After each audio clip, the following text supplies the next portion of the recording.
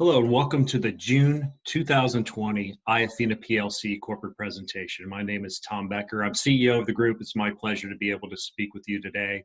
Unfortunately, this presentation would normally be at our AGM, but we can't have our normal AGM due to COVID restrictions on travel and gatherings of more than a few people. So hopefully this presentation will serve as a gap for the normal presentation that we serve. Our board is looking forward to seeing our shareholders and interacting with them again at a normal AGM meeting in 2021. So I'm going to go ahead and get started with the presentation as an update of where Iofina is right now. But before I get started, I wanted to point out to everyone that I think it's important that everybody take a quick pause to this particular presentation and read through the disclaimer, because this presentation does contain forward-looking statements, and I think it's important for everyone to take a quick look at this slide. So to get started, 2019 was an exciting year for Iofina. We continue to grow year over year, and 2020 looks good compared to 2019 already. We've delivered on our strategy to develop new iodine plants and push that iodine through our Iofina chemical derivatives plant, which produces high quality chemical derivatives based on iodine and other halogens. We've executed our strategy to continue the growth by building new iodine plants in our operations at Iofina Resources. We've really worked hard on our technology and our cost of technology, and we're now one of the most efficient and low cost producers of iodine in the world. At the same time, iodine prices have come up from very low levels to now more normalized levels. The start of 2020 was a good one, and Iofina recently opened up its new operating plant out in western Oklahoma, Io number 8. This will increase our iodine production from 2019. We're very excited to add a new board member, Miss Mary Fallon, who's a former governor of the state, two-term governor of the state of Oklahoma. She's going to bring her expertise in not only dealing with items in Oklahoma, but corporate governance to the board, and we welcome her to the board. Debt refinancing is a big thing that we're undergoing currently. We are progressing with a new lender in the United States to finalize this debt refinancing. Our largest debt holder, Stena Investments, has agreed to a 2-month extension to this debt. We continue as an organization not to rest on our hands, and we want to grow the organization. And we have growth strategies in place, and we'll continue those growth strategies moving forward. Longer term, the iodine market looks very promising. The iodine market has grown consistently over the years, and once COVID is out of the way, we anticipate that the long-term market fundamentals for iodine will be in favor, and Iofina will be well positioned. 2019 was a great year for Iofina with record revenues, record production, record EBITDA. Just some highlights here to point out are record sales of almost $30 million, which is the highest ever for the company. We keep increasing EBITDA year over year and anticipate that here moving into 2020. Just over 600 metric tons of our crystalline iodine was produced, and we continue to raise those iodine production levels from our existing plants and with added on Io number 8. Some additional things in 2019 that we want to highlight are the fundraise we did in the spring and early summer of last year, and we thank our new investors and our current investors who participated in the open offer. We also reduced debt from down to $18.2 million. Cash balances increased, and iodine prices rose during the year from about $28 per kilo to just shy of $35 at the beginning of the year. And iodine prices moved above that $35 mark in early 2020.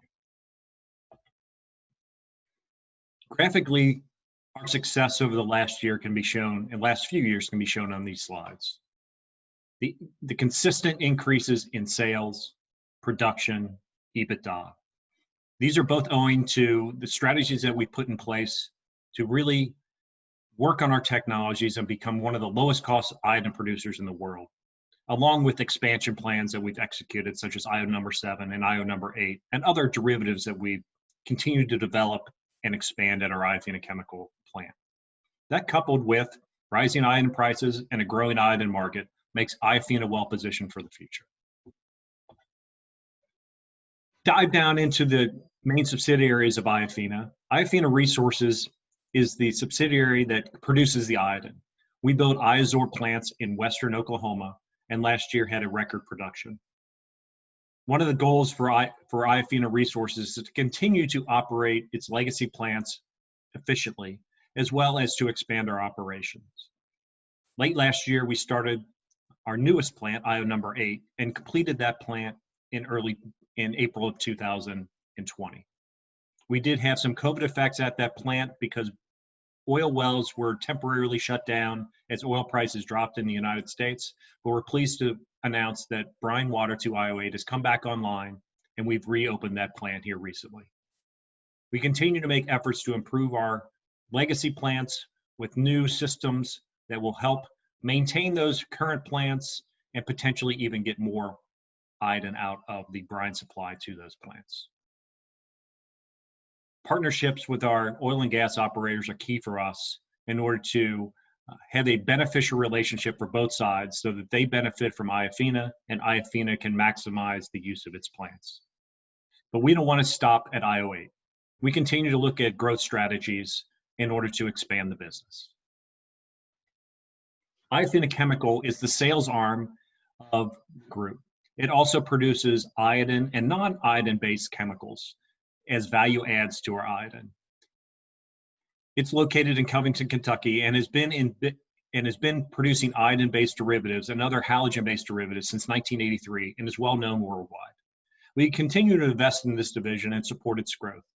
We've now implemented some expansion of current processes to meet our customers' demand, including adding additional shifts and running 24 hours, 7 days a week on some processes. We've strengthened the team at Iofina Chemical with a new plant manager, engineering manager, and other chemists to support the operations. Additionally, Iofina EX was launched in 2019 to explore CBD-type products, cannabinoids from hemp. We're licensed to process hemp in the state of Kentucky and conducted some research in this field and have invested in a seed operation in Colorado. Currently, the group has decided, especially during COVID, to focus on its iodine and halogen-based core businesses and are not as, and the focus on Iofina X will be diminished compared to what it was at this time last year. We will still look at opportunities in this space, but we are more focused on our iodine and halogen-based chemistries at this time. The CBD market has changed significantly and has caused us to slow down in this endeavor for Iofina. We will continue to look for opportunities in this space, but at this time, we are focused on our core businesses. So far, 2020 got off to a great start. Solid performance out of our existing plants in line with 2019 production. The appointment of the former governor of the state of Oklahoma to our board will give us great oversight and intuition on how the oil field runs in the state of Oklahoma, and her expertise in being able to run a state is invaluable. Io number 8 was completed in early 2020, but we did then see in March and April effects of COVID. While all of our operations were continued to run as essential businesses in the United States, we did see some impact at our newest plant, Io number 8, which we'll get into a little bit here. Other things in 2020 so far is that brine volumes to all of our other Iozor plants were as expected. And we progressed on our debt refinancing, which we'll get into later as well. A little bit more detail about the COVID impact is that while Iofina was affected by COVID, it was affected very minimally. And the major effect were two things. One was the temporary reduction of brine to Io number 8, which is now back online, and the delay in the debt refinancing due to US banks being impacted by COVID with their current customers that they deal with and dealing with PPP loans from the US CARES Act. Iofina itself, the rest of the plants besides Io8 and the Iofina chemical unit have not been impacted and have been running as essential businesses during the pandemic. I'm pleased to report that we've had no COVID cases among our employees to date, and we've instituted many safeguards for our employers and contractors. We do have plans in place when and if we do have positive COVID cases. We also have received a 1.09 million PPP loan, Payroll Protection Program loan, via the U.S. CARES Act in May of 2020, which we believe a significant majority of these funds will be forgiven because we've kept our payroll levels as we had before the pandemic. The supply chain of raw materials to Iofina has not been affected.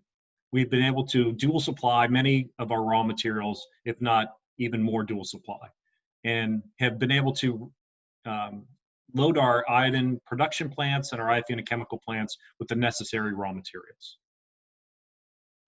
So while COVID has affected everyone, and COVID has affected Iofina, I think we've managed it very, very well in this current environment.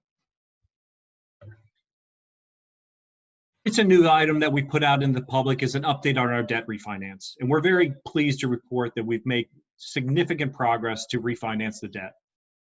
This has taken longer than expected due to additional burdens on the banking industry in the United States related to COVID and the PPP program. The due date of debt of July 1 has been extended by our senior lender, Stena Investments, and I appreciate their working with the company in order to give a 2-month extension to this debt. To date, however, our junior lender, Southern Rock, has not agreed to this extension. There is a 21-day grace period in the current debt documentation. The new debt extension with Stena is at the same interest rates for 2 months and requires a payment of 15% of the principal of the initial debt. That's a $2.7 million payment to our debt holders on a pro rata basis. The directors are fully confident that we expect to repay the debt within the time of the extension, as we've made significant progress with new US-based lending opportunities. Those of you who've seen me give a presentation before, this is a slide that I update every time, which shows the iodine demand and iodine prices. Back in 2017, iodine prices were at very low levels. And between 2014 and 2017, Iofina were really focusing on the operations of our plants and our technology and ensuring that we are one of the lowest cost producers in the world of iodine. Iodine market continues to grow, and now there's about a 36,000 metric ton market, and it has grown 3 to 4% per year. The growth rate in 2020 is a little uncertain due to COVID. Pricing has increased, especially over the last 4 years, and now we're at more normalized levels, as you can see from the curve. Pricing in early 2020 rose above $35 a kilo and has remained steady in the second quarter of 2020. We executed expansion plans as the iodine market has continued to increase and iodine prices have increased as well.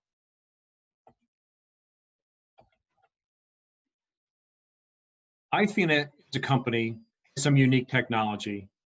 We're in a niche market with an increasing demand of iodine. We can grow our company rapidly and keep increasing our profits.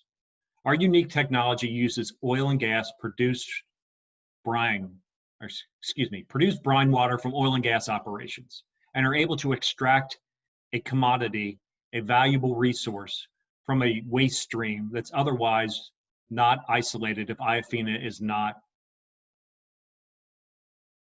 isolating the iodine from the brine water. We have a proprietary geological model to know and identify where these valuable brine sources are, because not every brine source has the amount of iodide in the water to make it economic. Iodine's a versatile substance and continues to grow year-over-year basis. We have a prudent growth strategy in place. We've executed plants IO number 7 and IO number 8 over the past few years. The current growth strategy of the corporation is to build about an iodine plant a year, and that growth strategy remains in place. With COVID effects and the global economy slowing, we are reevaluating this growth strategy. We want to ensure that the iodine market remains strong and that iodine prices remain firm and demand keeps rising for iodine during any kind of growth of Iofina. The bottom line is we've executed our business plans. We now have 5 operating plants in the state of Oklahoma. item prices have normalized to levels that are above $35 a kilo. And that has all been a positive for the group. And we continue to expand our operations and create record growth in sales and EBITDA. In summary, I'm very pleased with the performance in 2019. Our management has executed its growth strategy and business models for the year, and our employees have done a great job in doing the day-to-day work to execute those plans. We've invested in our plant and people, we've upgraded our people, and we continue to invest in new opportunities of growth, such as IO number 8. While our operations have largely been unaffected by COVID-19, we did have a shutdown for about 2-month period of time, or a little less than 2-month period of time at IO 8, which is now back online earlier than anticipated. Our debt refinancing is progressing, and we did have an extension of this debt for 2 months by our largest debt holder. Iofina will continue to explore and execute opportunities with our unique business model where we can build iodine plants at low CapEx costs and can get these plants up and running in about 6 months period of time.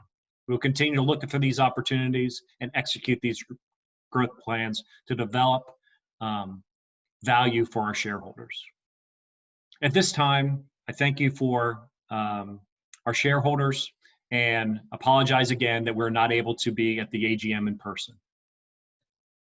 I'd now like to answer a few questions that I've received from shareholders with respect to our operations. The first question has to deal with the debt refinancing and why didn't the company pay off the entire debt due to Southern Rock Insurance? And the answer for that is we're unable to do so without paying the entire debt off under the current debt agreements. So the current debt agreements require us to pay any principal pro rata to each of the debt holders. So if a debt holder A holds a certain percentage of our debt and debt holder B holds the rest of our debt, any kind of principal payment has to be made on those percentages of the debt holdings of the individual companies that hold the debt. Second question, in 2019, Iofina had a great year. What are the growth plans for 2020 and beyond? And I think I've covered a lot of that in the presentation here, but let me reemphasize that we are not satisfied with having a stagnant organization. And while we want to have growth, we want to have prudent growth, and we'll look at the iodine market before executing any growth plans. But the current plan is to be able to build at least one iodine plant per year if the market conditions are favorable for that growth. In other words, we would look at whether the iodine market continues to grow, whether there's demand for iodine, whether iodine prices remain strong. At that time, we're always looking and keep developing new opportunities to build plants such as IO number 9. And we want to be ready to go once our management team decides that it's the right time to build another iodine plant.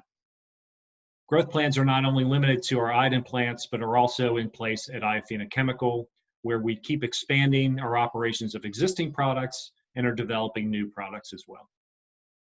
The third question is, what are the COVID impacts of Iofina? And again, I think we've covered that a lot in the presentation, but the major COVID impacts that we have negative on the group was about the 6-week shutdown of IO number 8, but we're pleased that this was a temporary shutdown and are now operating this plant. The other major effect of COVID was the delay in the debt refinancing due to banking institutions in the United States being overwhelmed by issues with existing customers and from programs such as the PPP program and the U.S. CARES Act. I will say that I'm very pleased how our employees and our management has coped with COVID-19 and has adapted to the new normal that we're facing today and are protecting each other in the workplace and even themselves outside of the workplace. There's also some uncertainty with respect to iodine market and demand due to COVID and the overall global slowdown, but we're confident that even if there is a slight slowdown here in the end of the second quarter, early third quarter of 2020, that the fact that the global markets are reopening fairly rapidly, we believe the iodine market if there's any slowdown in demand, will recover rapidly as well. And then the last question has to do with communication to shareholders. The question asks, you indicated at last year's AGM that you would improve communications to the market, but this shareholder believes we have not done so. Why is that the case? Communication to shareholders is always tricky. Whenever there's material events, we will always communicate that to the market through a proper RNS release. Non-material events and general updates to the market are a little bit tough. It's my opinion, I don't want to put out a bunch of fluff that doesn't really tell any new news. But I do realize we need to keep improving the communications to shareholders. And I hope I've done that by increasing the amount of interviews, such as the proactive investment interviews that I do on a regular basis.